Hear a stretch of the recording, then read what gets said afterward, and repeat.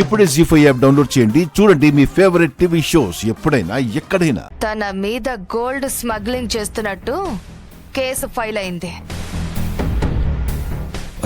ఆ విషయం గురించి మాట్లాడదామనే వచ్చాను మేడం.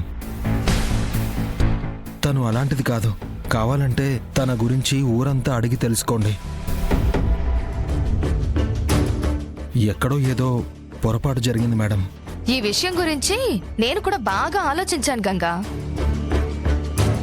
అయినా ఏ తప్పు చేయకుండా నా డిపార్ట్మెంట్ కి సంబంధించిన వాళ్ళని ఎలా అరెస్ట్ చేస్తాను చెప్పండి? తను ఎక్కడో ఏదో తప్పు చేసింది.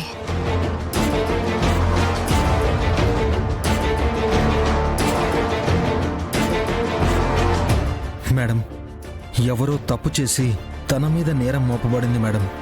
ఆ రోజు స్టేషన్కి త్వరగా చేరుకోవాలనే కంగారులో వాళ్ళ మొహాలు చూడలేదు, కానీ ఇదంతా రౌడీలు చేసిన పని.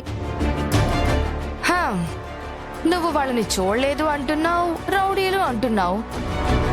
అసలు క్లారిటీగా చెప్పట్లేదేంటి శివ?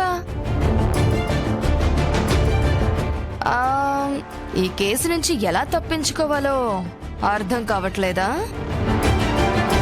మేడం, తను ఈ తప్పు చెయ్యలేదు అంటుంది కదా.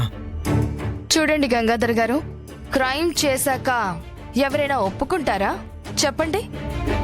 సిన్సియర్ ఆఫీసర్గా ఉన్న వాళ్ళ మనసు కూడా డబ్బును చూసి మారొచ్చు కదా.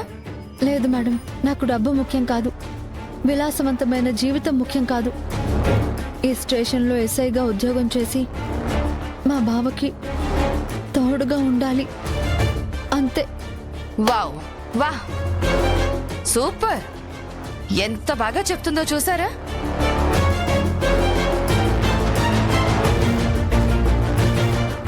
ఒక అమాయకురాల్లాగా భలే మాట్లాడుతున్నావు శివ నువ్వు.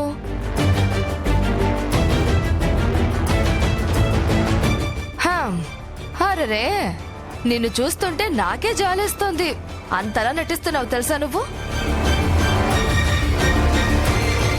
నటించడం ఏంటి మేడం?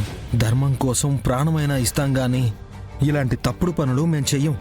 ఓ, చట్టానికి, న్యాయానికి, ధర్మానికి ప్రతిరూపాలు 3 సింహాలైతే కనిపించని 4వ సింహమే ఈ Shivaparvati. Am I right?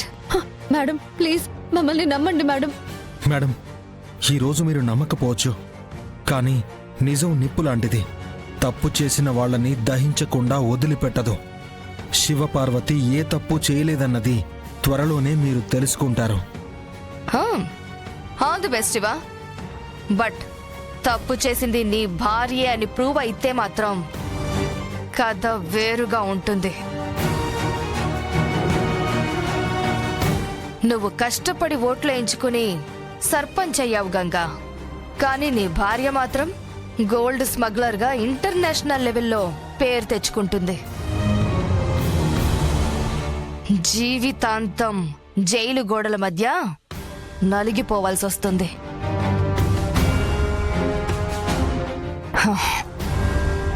Be careful.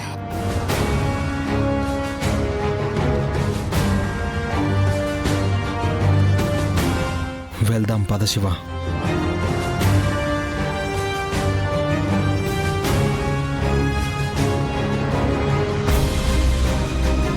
జీ5 app download చేసి అన్ని ఎపిసోడ్స్ పూర్తి ఉచితంగా చూడండి.